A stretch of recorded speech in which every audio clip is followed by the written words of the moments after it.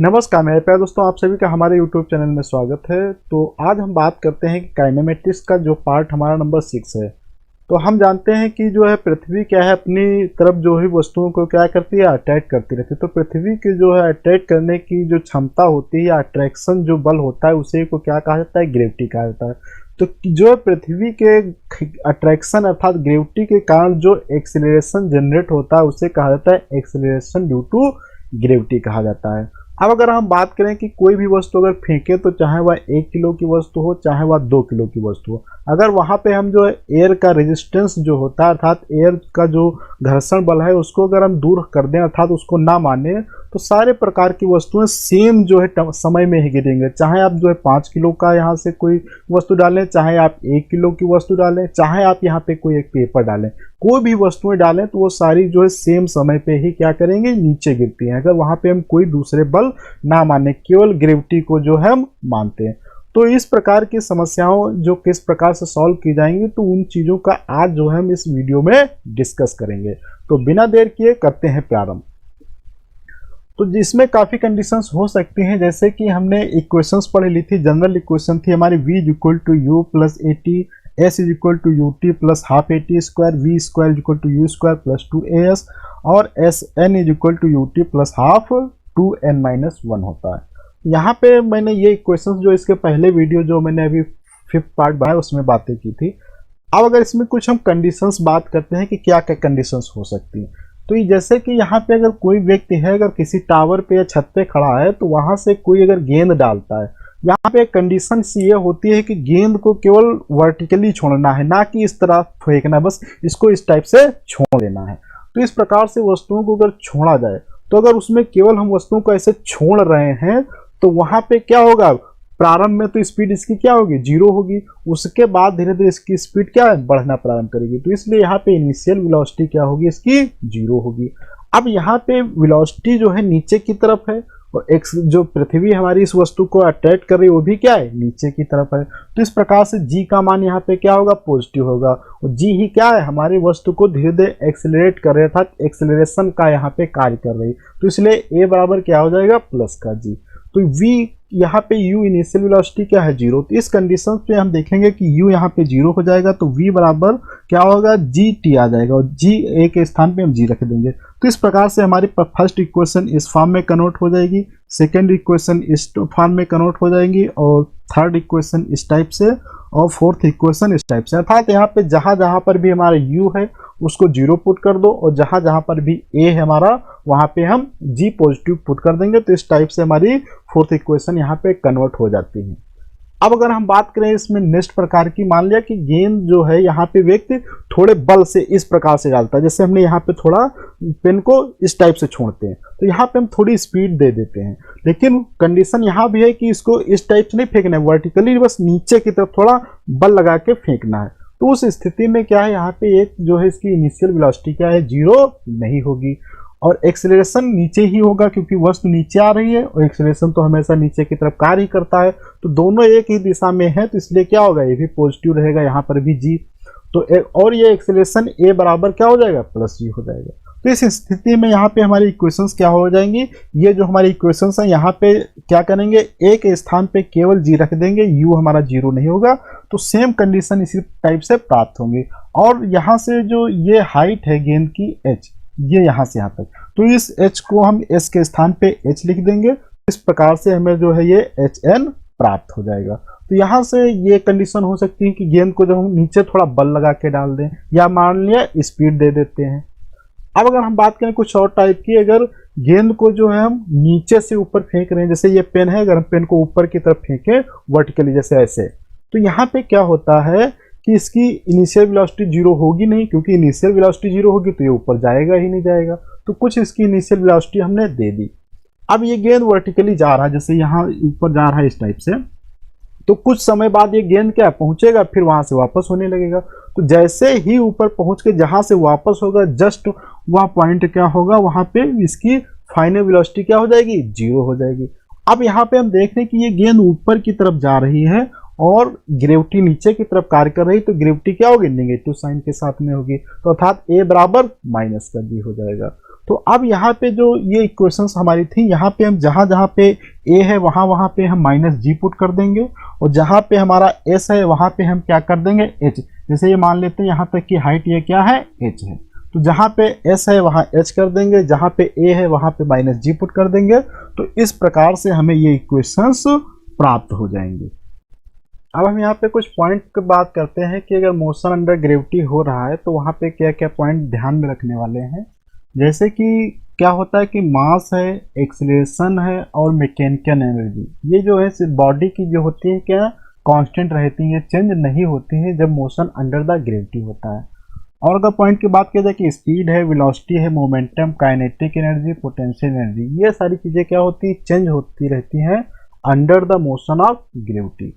और अगर बात किया जाए कि जो है मोशन जो होता है अंडर ग्रेविटी, तो ये मास पे डिपेंड नहीं करता है, बॉडी का जो भी मास हो, अर्थात चाहे आप 5 किलो का मास डालें या 6 किलो का, उसके मास पे जो है डिपेंडेंसी नहीं आता। क्योंकि अभी हमने देखा था जो इक्वेशन ऑफ मोशन लिखा था वहाँ पे मास का कोई भी नहीं आता था। जैसे कि हमने अभी लिखा था v is equal to u plus a t, इसी प्रकार से s इज इक्वल टू लिखा था ut plus half gt square. इसी प्रकार से काफ़ी इक्वेशन लिखी थी, लेकिन वहाँ पे कोई भी मास नहीं आता था, तो मास से इंडिपेंडेंट हमारे मोशन होते हैं अंडर द ग्रेविटी।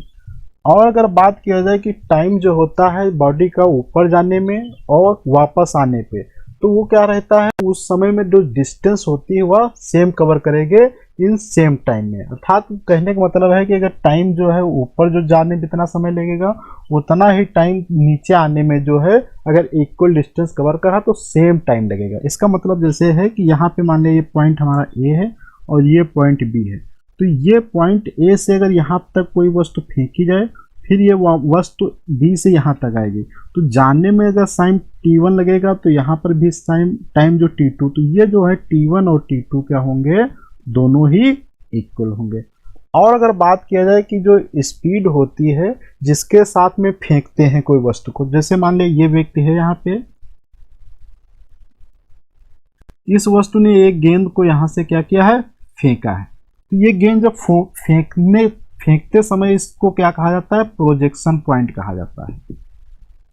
तो यहाँ से ये प्रोजेक्ट किया जा रहा है, तो ये क्या है प्रोजेक्शन इसका है। तो ये प्रोजेक्शन के जब भी ये वस्तु फेंकी जाती है ऊपर तो ये पहुंचेगी, तो जहाँ पर जैसे वस्तु जाती है उसके बाद तो जाते समय यहाँ पे जो इसकी स्पीड होती है, मान लिया ये क्या है इनिशियल स्पीड u है, और ये जब गेंद वापस आएगी घूम के तो यहीं पे आएगी गेंद, तो ये वापस आते समय जो इसकी स्पीड यही पॉइंट पे होगी, ये पॉइंट मान लिया a है, तो इसी पॉइंट पे जो गेंद की स्पीड होगी वह मान लेते हैं क्या v2।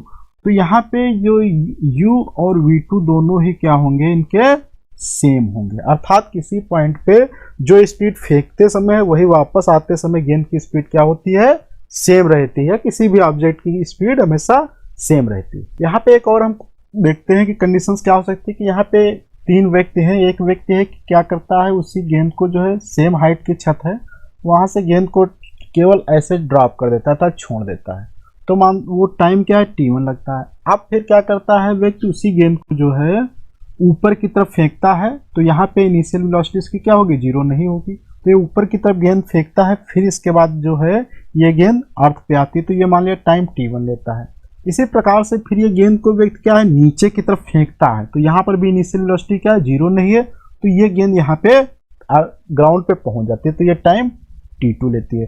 तो इस प्रकार से जो ये इन तीनों टाइमों के बीच में रिलेशन होता है t equal to √t1 into t2 होता है। तो यहाँ से हम आसानी से अगर ये हमें टाइम पता हो फेंकने का ऊपर और नीचे, ऊपर की तरफ फेंकने का नीचे की तरफ फेंकने का टाइम अगर पता हो तो हम उसके ड्रॉप का टाइम निकाल सकते हैं। तो इसमें से कोई भी अगर 2 कंडीशंस दी हो तो आप तीसरी कंडीशन को आसानी से निकाला जा सकता है।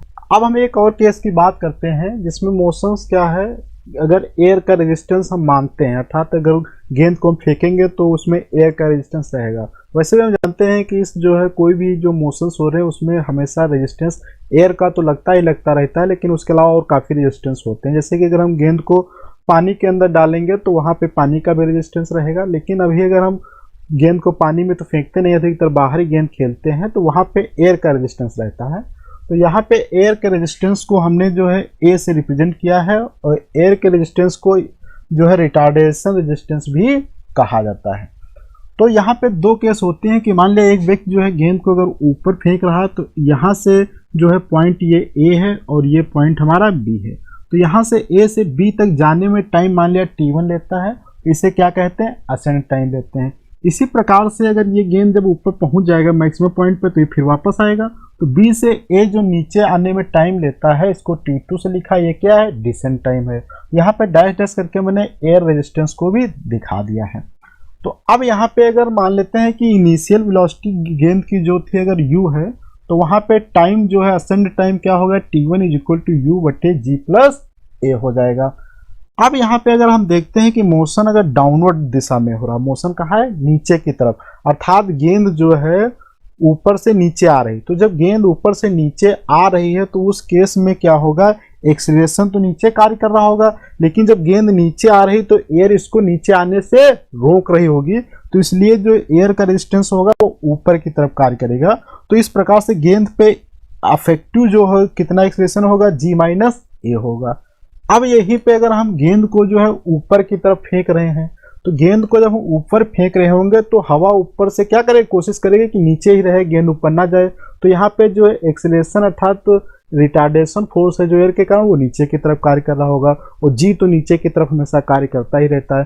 तो इस केस में क्या होगा, ए और जी की डायरेक्शन सेम हो जाएंगी, इसलिए जी इफेक्टिव क्या हो जाएगा, जी प्लस ए हो जाएगा। तो इस स्थिति में हम देख सकते हैं कि T1 जो है हमारा क्या है, ऊपर की तरफ फेंकते समय है, और ये जो है T2 क्या है, नीचे की तरफ। तो ये पार्ट क्या होगा, ग्रेटर है, किसके पार्ट से, इस पार्ट से। तो जब ये टाइम, इसको हमने क्या नाम दिया है, ये जब गेंद है क्या है, नीचे की तरफ आ रही है अर्थात डिसेंट टाइम है, और ये जब गेंद ऊपर की तरफ फेंक रहे हैं तो ये क्या है, असेंड टाइम है। तो ये पार्ट जब ग्रेटर होगा यहाँ पे, तो ये ग्रेटर पार्ट होने के कारण T1 क्या हो जाएगा, हमारा लेस हो जाएगा।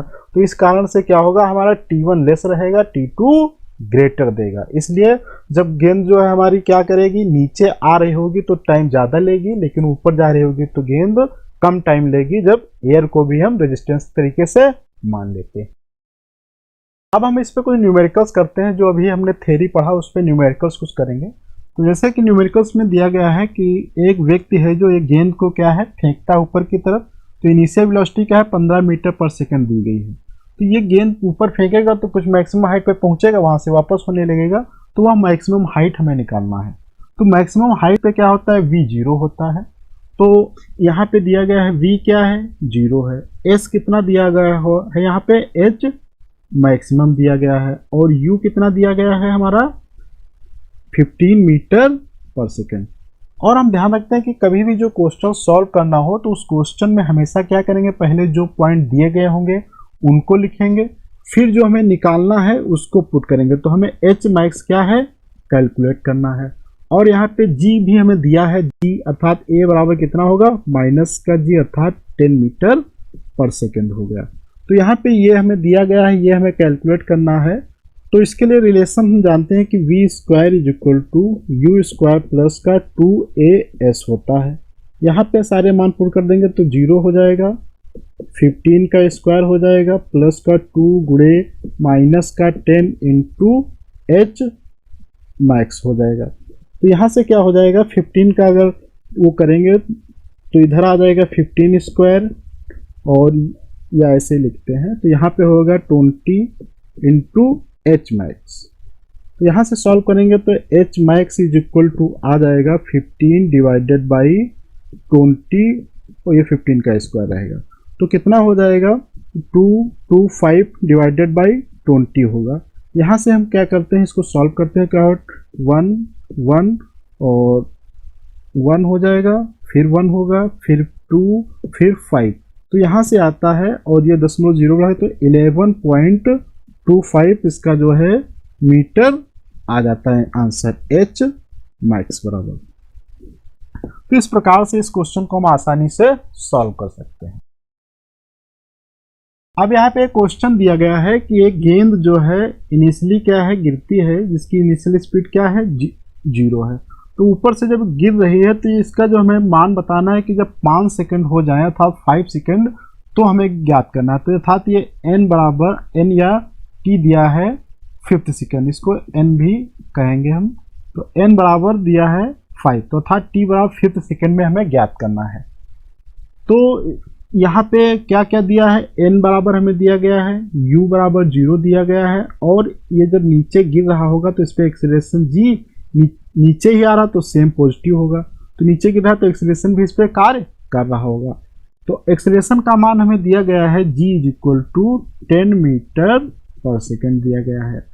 तो अब हम इसमें कैलकुलेट करेंगे कि यहाँ पे मान लीजिए 5 सेकेंड पे गेंद यहाँ पे हमारी क्या करती है, पहुँच आती है। तो यहाँ पे इसकी जो है पहुँचते समय कितनी जो है डिस्टेंस होगी, यहाँ से यहाँ तक की ये जो डिस्टेंस है S5 हमें ज्ञात करना है, अर्थात 5वें सेकेंड में डिस्टेंस ज्ञात करना। तो इसके लिए हम फार्मूला जानते हैं Sn = ut + a/2 2n-1। तो यहाँ पे हम सारे मान पुट कर देंगे तो Sn अर्थात S5 हो जाएगा, u का मान 0 दिया है 0 × t हो जाएगा, प्लस a के स्थान पे g अर्थात 10 हो जाएगा डिवाइडेड बाई 2 गुणे 2 और n के स्थान पे 5 हो जाएगा -1। तो यहाँ से कितना हो जाएगा 10 डिवाइडेड बाई 2 इंटू यहाँ से 10 हो जाएगा माइनस का 5 हो जाएगा, यहाँ से कैंसिल आउट करेंगे तो 5 इंटू यहाँ पे 9 सॉरी यहाँ 1 है तो कितना बचेगा 9 हो जाएगा। तो यहाँ पे 45 मीटर हमारा आंसर क्या है आ जाता है S5 के लिए।